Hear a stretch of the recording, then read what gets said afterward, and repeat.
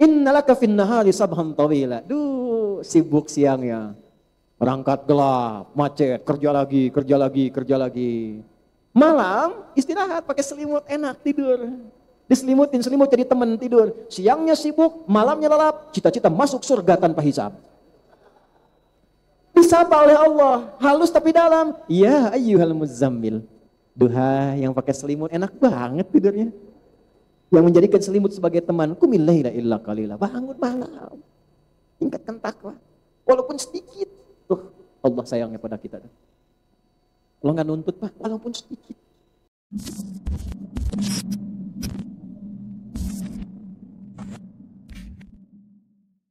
Kalau ingin jadi orang takwa, ingin dimudahkan hidup, ingin dapat solusi, ingin berkah, lancar, dimuliakan oleh Allah dunia akhirat, dijaga, hebat di dunia, mulia di akhirat, maka tambah sholatnya.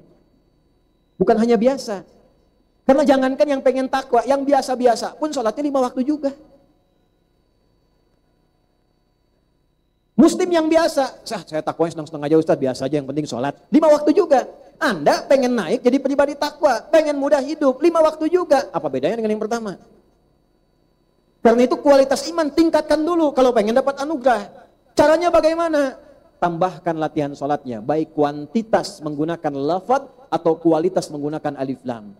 Jadi mulai hari ini, malam ini, coba keluarkan semua menu sholat yang pernah disampaikan oleh Nabi. Nanti sesuai kemampuan kita berlatih. Sepekan ini tidak harus langsung semua. Satu-satu kita keluarkan. Contoh. Yang fardu tadi ada 5 kan? Latihan. Supaya tidak terlampau capek, waktunya tidak terlalu jauh. Cari sholat-sholat di luar fardu yang waktunya dekat dengan sholat fardu. Waktunya nempel, baik sebelum ataupun setelahnya. Terukur, dapat tambahan bonus, menyempurnakan yang fardu. Tertib, terukur rapi, berurutan, tertib. Dapat tambahan, ratib. Jamaknya rawatib. Ada sholat-sholat yang nempel dengan sholat fardu. Supaya nggak terlalu jauh, semangatnya masih ada. Kalau ingin meningkatkan takwa, keluarkan menu. Yang pertama sholat rawatib misalnya. Ada berapa? Nah, misal hadis standar ada yang 12 rakaat. Ibnu Umar kemudian merinci ada 10 rakaat bila yang 2 di sini tidak mampu dilakukan. 12. Man shalla isnatai asyrata raka'atan. Siapapun yang mampu menunaikan 12 rakaat salat. Fi yaumin wa lailatin, siang malam yang mengiringi salat fardunya 12 rakaat. Arba'an qabla dhuhri, 4 rakaat sebelum zuhur. Berapa rakaat? 4. Raka'ataini ba'daha, 2 rakaat setelah zuhur. 4 tambah 2, 6. Raka'ataini ba'dal maghrib, 2 rakaat setelah maghrib, 8. Raka'ataini ba'dal isya, 2 rakaat setelah isya, 10. Wa raka'ataini qabla subhi, 2 rakaat sebelum subuh, 12. Bunya lahu bihinna baitun fil jannah. Orang yang konsisten menjaga 12 rakaat itu tambahan fardunya, mengiringi fardunya konsisten selama hidupnya sampai dia wafat, Allah akan balas dengan membangunkan satu rumah untuknya di tepian surga. Semua sahabat yang pernah mendengar hadis ini mengatakan, aku akan jaga amalan ini sampai aku wafat. Semua sahabat. Istri Nabi mendengar hadis ini, saya akan konsisten jaga itu. 12, latihan. Anda bayangkan, istri Nabi, ada yang sahabat Nabi, tetangga Nabi, kerabat Nabi, dekat dengan Nabi, takwanya tinggi. Mendengar ada ayat-ayat, ada hadis-hadis, motivasi meningkatkan iman, sholat sunnah, 12 rakaat, walaupun takwa mereka tinggi, tetap mereka kejar. Ada orang bukan istri Nabi, bukan sahabat Nabi, bukan tetangga Nabi, jauh dari Nabi, cita-cita pengen surga Firdaus, bisnis pengen lancar, siksa kubur pengen gak ada, kemudian meninggal pengen husnul khatimah. Jangankan yang sunnah, yang fardu pun masih gelisah. Apa yang mau kita upayakan? Keluarkan menunya dulu. Ya, keluarkan menunya. Minimal kita konsisten. Nanti kita belajar lagi dalam pertemuan yang lain, konsisten itu nanti ada 10 tahapan lagi. Ya, konsis 1, konsis 2, konsis 3 sampai konsisten tuh.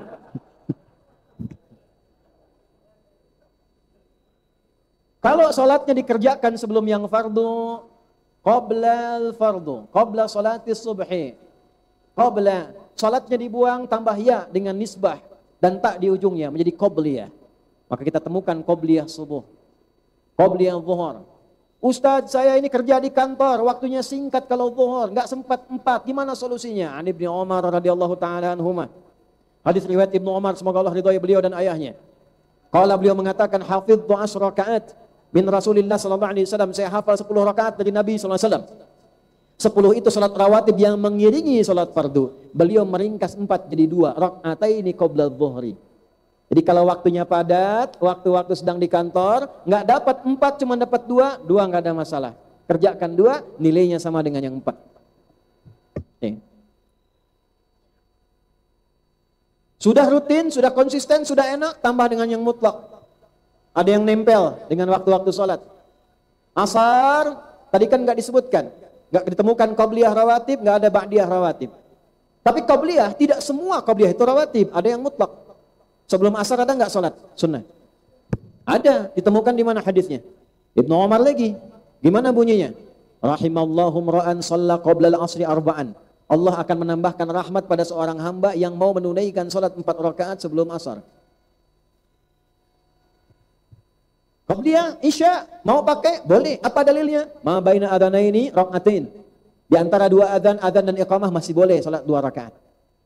Ada yang jaraknya agak jauh dari yang fardu. Siang. Dari subuh ke zuhur, jauh jaraknya. Antara subuh ke zuhur ada yang sunnah. Apa itu? Duha. Awal duha disebut dengan syuruk. Syuruk itu awal duha. Ada pertengahan duha, ada akhir duha. Awal duha kurang lebih kalau dikonversi 1 jam 10 menit setelah subuh. Di subuh jam berapa? 4.34. Kemudian 4.35. Ya, terjadi perbedaan pendapat di antara jamaah. Ini menunjukkan dari daerah yang berbeda-beda, ya. Ambil 4.35 misalnya kan? Ambil. Baik, kita turunkan waktunya. Siapkan oleh kita. Ambil jaraknya 1 jam, kurang lebih 10 menit dari situ, hitung. Ya, naik, tempat naiknya matahari disebut masyrik, haram salat. Lewat bayangan sudah 1 tombak ukurannya, kurang lebih 1 jam 10 menit, masuk syuruk. Nah, itulah awal duha. Man shallal ghadata fil jama'ati, siapa yang salat berjamaah subuh, thumma yaqudu yadhkurullaha ta'ala, kemudian dia duduk enggak langsung pulang, zikir dulu sama Allah. Ada yang zikir, ada yang baca Quran, ada yang belajar, ada yang ta'lim, ada yang macam-macam. Ya, thumma yusalli rak'ataini, kemudian dia salat 2 rakaat fi bidayatid duha, di awal duha. Saat matahari mulai meningkatkan ketinggiannya terus melewati batas terbitnya, maka bayangan naik kemudian 1 tombak. Naiknya isyraq, posisi turunnya isyraq disebut syuruk, awal duha disebut syuruk. Fakana alaihi ka ajri umratin, maka dia mendapatkan pahala senilai umrah. Sempurna kata Nabi. Tapi bukan umrah senilai umrah. Mau kemana mah? Mau umrah dulu.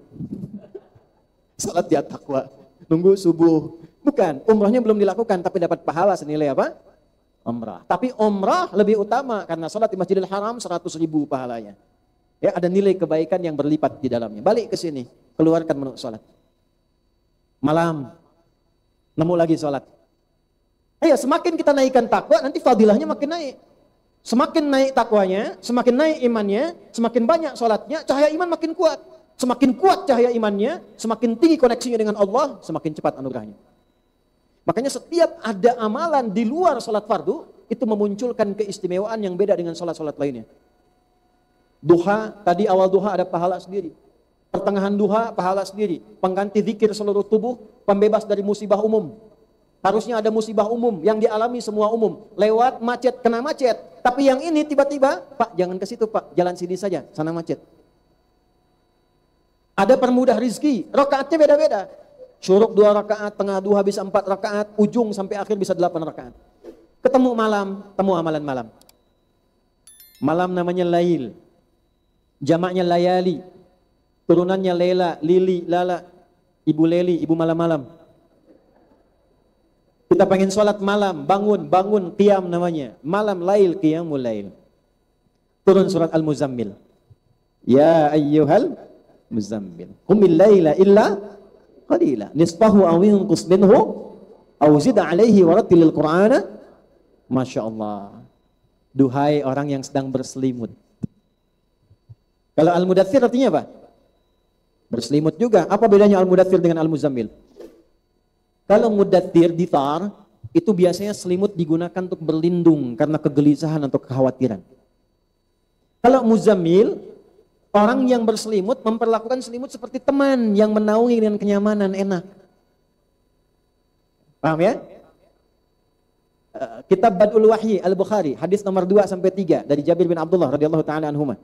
Nabi turun dari Gua Hira setelah periode Iqra, malaikat belum nampakkan wujud aslinya, masih nyamar. Belum turun wahyu, Nabi turun keluar siang-siang, kosong, pemandangan gak ada apa-apa. Di tengah-tengah saat akan turun, tiba-tiba ada suara. Muhammad. Tengok kanan, kosong, kiri, kosong, depan, kosong, belakang, kosong. Nengok ke atas, dalam hadisnya, aku melihat sosok seakan duduk antara langit dan bumi, sosok besar, melihat begini. Dan ariflah, keluar sini. Malam-malam, kita selesai jam 10 nih, itikaf sampai jam 1. Begitu keluar dipanggil, Sarif. Sarif, nengok kanan kiri nggak ada orang, depan belakang kosong. Lihat ke atas, baju putih, badan besar, rambut panjang, Mas Sarif. Responnya gimana tuh? Apa sih? Lihat hadisnya, faru'ibtu minhu, maka jiwa kemanusiaanku muncul, bulu kudukku naik, aku percepat jalanku pulang. Karena belum pernah lihat malaikat Jibril dalam wujud aslinya pada masa itu, baru pertama kali. Begitu sampai ke rumah, dibukakan pintu, melihat wajah Sayyidah Khadijah hilang setengah gelisahnya. Ibu tuh gimana caranya di Sayyidah Khadijah? Suami ibu pulang dari kantor ada masalah, lihat wajah ibu begitu dibuka, tambah masalah. Setengah masalah. Nanti ibu belajar ya bu, lain kali nanti ada waktu belajar kenapa istri Nabi diizinkan lebih daripada 4. Dalam riwayat menyebutkan 11. Kenapa? Saya riset, saya pelajari, salah satu hikmahnya ternyata bukan bab poligaminya, bukan. Salah satu hikmahnya, ternyata seluruh istri Nabi itu mewakili seluruh karakter perempuan di muka bumi. Ada yang tenang, ada yang senang masak seperti Sayyidah Saudah binti Zam'ah. Ada yang senang fashion seperti Sayyidah Zainab. Ada yang senang ilmu, gesit seperti Sayyidah Aisyah. Anda pulang dari sini temukan, istri Anda mirip siapa?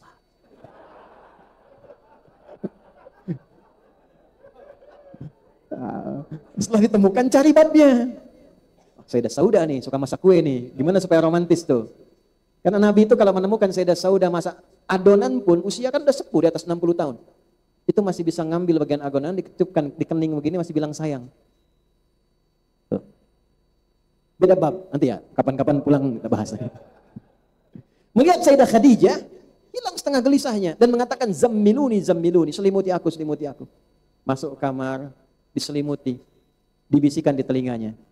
Kalau bahasa kita, kamakala zaujil karim, sayang, engkau itu orang baik, tidak punya musuh, perawat anak yatim, penopang kaum duafa, yakinkan pada hatimu yang paling dalam, kalau bahasa kita, aku akan selalu bersamaimu dalam suka dan duka.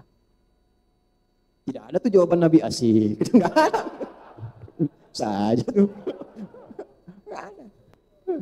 Tenang. Nah saat tenang itu dari gelisah turun surat ya ayyuhal muddatsir. Hei yang menggunakan selimut dari kegelisahan itu. Sudah dikasih wahyu, sudah belajar, sudah punya ilmu. Kum fa'anzir. Sudah lewat 3 tahun 6 bulan, dikasih ilmu, sudah ada pembekalan, sekarang dakwah. Di dakwah itu pakai ilmu. Nabi 3 tahun 6 bulan dididik oleh Allah, diberikan tambahan pengetahuan, turun al-muddatsir dakwah. Antum 3 menit baca ayat langsung kasih fatwa, mustahil. Ini tablik nih, balik. Muzammil beda. Innalaka fin nahari sabhan tawila. Duh, sibuk siangnya. Berangkat gelap, macet, kerja lagi. Malam istirahat pakai selimut enak tidur. Diselimutin selimut jadi teman tidur. Siangnya sibuk, malamnya lelap, cita-cita masuk surga tanpa hisab. Disapa oleh Allah, halus tapi dalam. Ya ayyuhal muzammil. Duha yang pakai selimut enak banget tidurnya. Yang menjadikan selimut sebagai teman. Qumil laila illa qalila. Bangun malam. Tingkatkan takwa. Walaupun sedikit. Tuh, Allah sayangnya pada kita. Allah nggak nuntut, Pak, walaupun sedikit. Jeda malam ke subuh itu kan 15 menit. Ya. Kalau subuh misalnya di 3.35 misal saja, ya, kita bangun itu taruhlah bisa di 3.15. Itu masih punya waktu tuh, bangun, walaupun sedikit aja bangun. Kalau ditembuskan ayatnya, innalaka fin nahari sabhan tawila. Engkau ini gimana, siangnya sibuk, bekerjanya luar biasa, malamnya tidur enak, pakai selimut jadi teman, pengen ke surga, malam belum cukup. Sadar lagi tuh. Coba kalau saya tanya, siapa yang merasa banyak dosanya angkat tangan? Tuh. Siapa yang merasa nggak punya dosa? Siapa yang pengen ke surga? Tuh. Siapa yang pengen di surganya sama Nabi Muhammad? Oh, luar biasa tuh. Nih saya kasih tahu aja ya, Nabi Adam melanggar satu aja, satu kesalahan, keluar dari surga. Antum bikin banyak pengen masuk.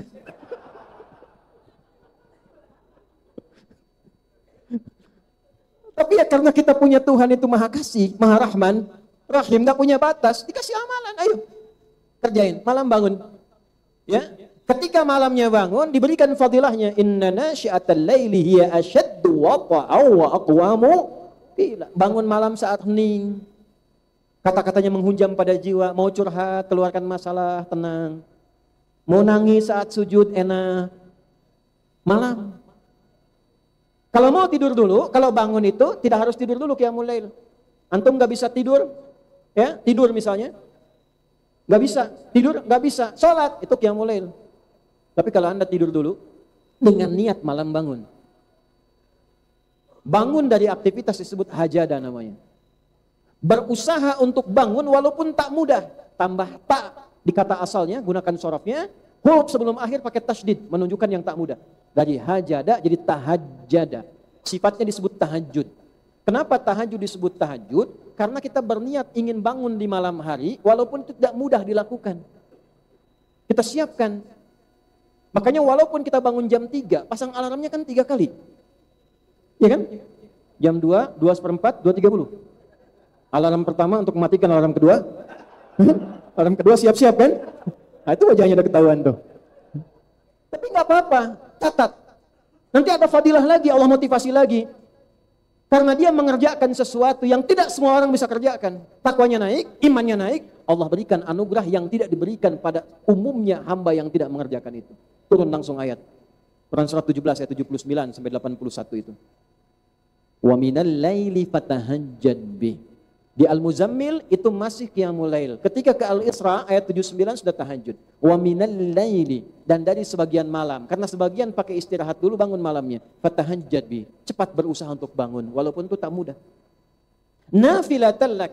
Ini memang bukan fardu, bukan wajib. Tapi ini tambahan, cuma jadi penting. Nafilah itu tambahan pada yang pokok, cuma memberikan keistimewaan tertentu.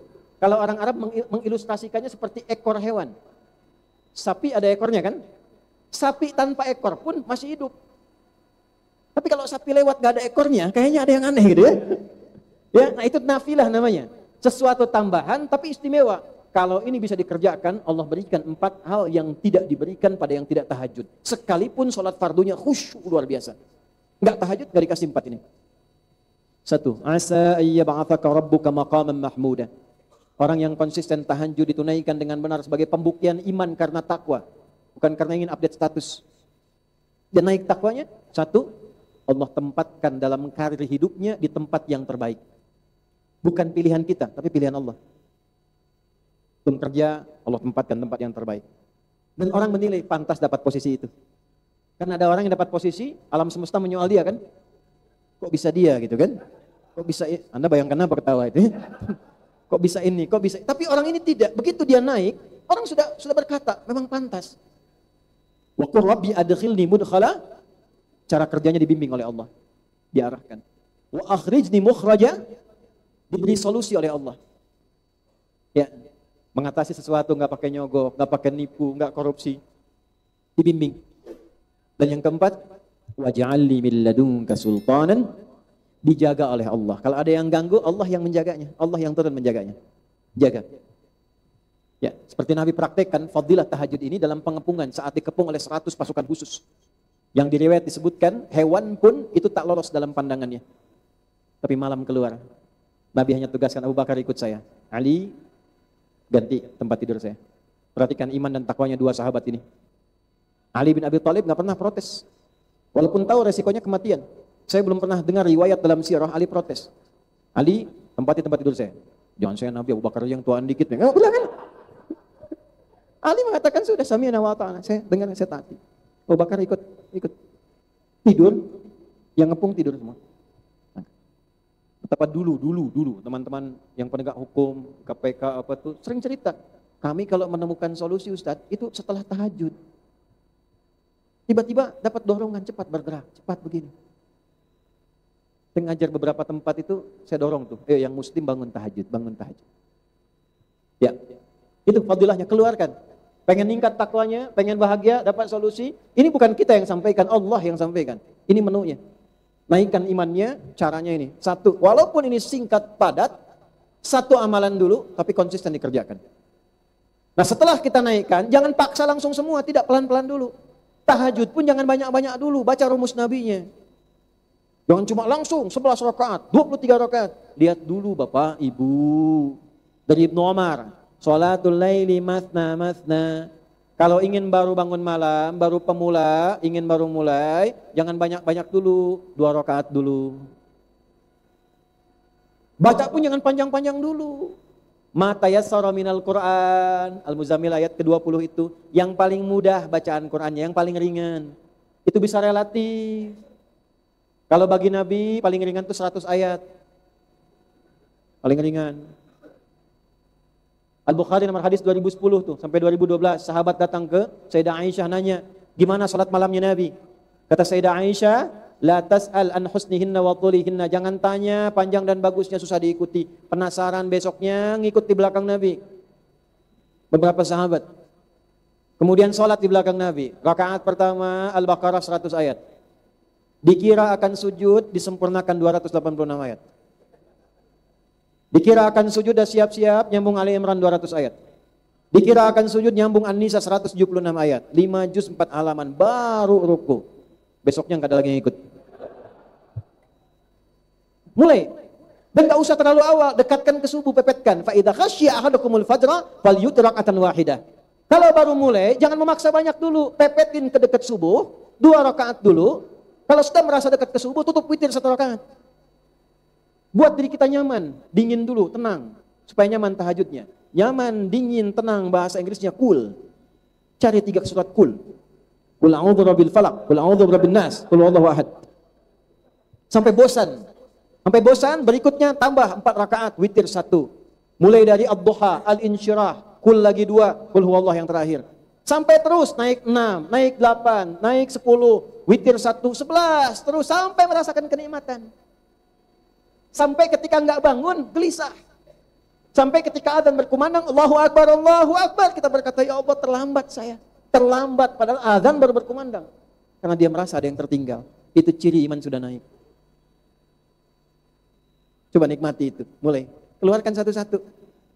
Berlatih itu dulu.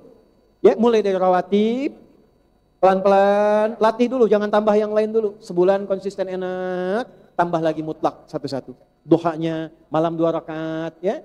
Kalau kira-kira enggak bangun, tunaikan 2 rakaat, witir 1 rakaat, sudah istirahat. Latihan, tapi niatkan untuk meningkatkan iman. Ini bisa dikerjakan, silahkan Anda cek. Lihat perubahannya pada kehidupan kita. Bedakan rasanya, rasakan bedanya, pasti akan terasa bedanya. Akan lain hidup kita. Assalamualaikum warahmatullahi wabarakatuh. Alhamdulillah, kita telah selesai menyimak ceramah yang sangat bermanfaat ini yang telah dipaparkan oleh Ustadz Adi Hidayat. Semoga setiap kata yang beliau sampaikan bisa menembus hati kita, menginspirasi kita, dan memberikan keberkahan yang luar biasa dalam hidup kita. Apa yang telah kita dengar hari ini sangat penting untuk kita aplikasikan dalam kehidupan sehari-hari. Karena memang ibadah itu bukan hanya terbatas pada sholat 5 waktu, tetapi lebih dari itu, ibadah adalah seluruh aspek kehidupan kita. Beberapa poin yang bisa kita ambil dari ceramah ini adalah: 1. Kehidupan yang sibuk dan takwa yang harus ditingkatkan.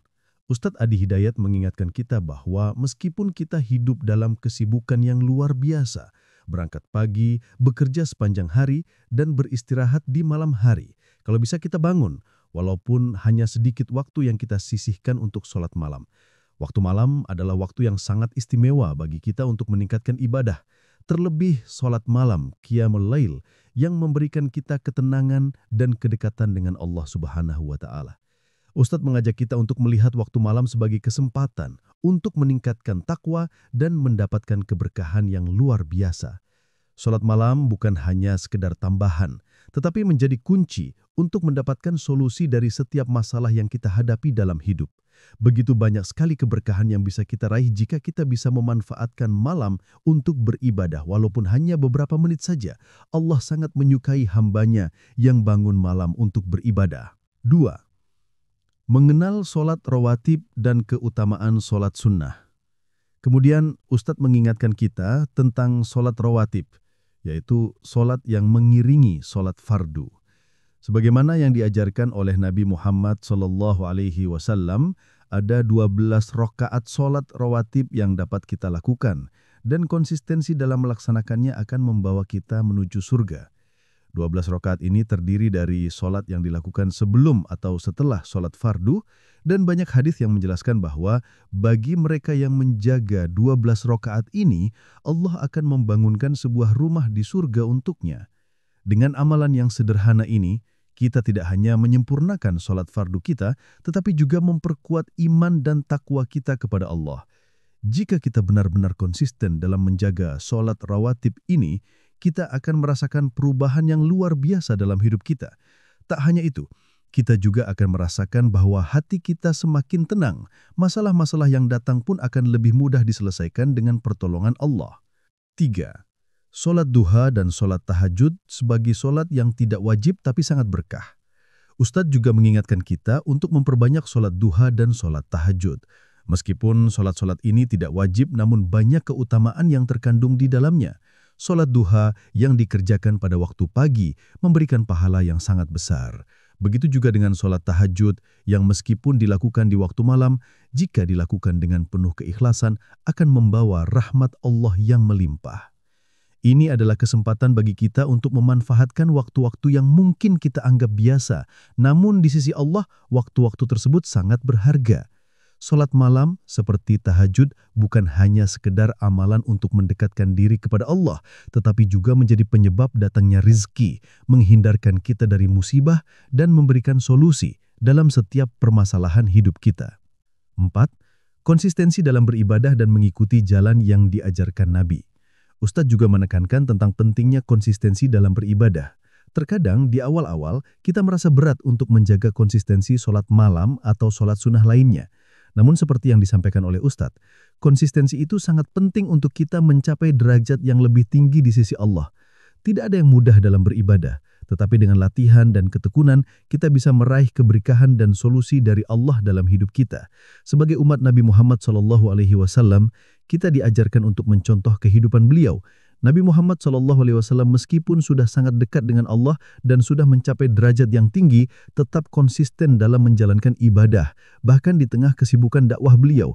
Inilah yang harus kita teladani, konsistensi dalam beribadah meskipun kehidupan kita penuh dengan ujian dan tantangan.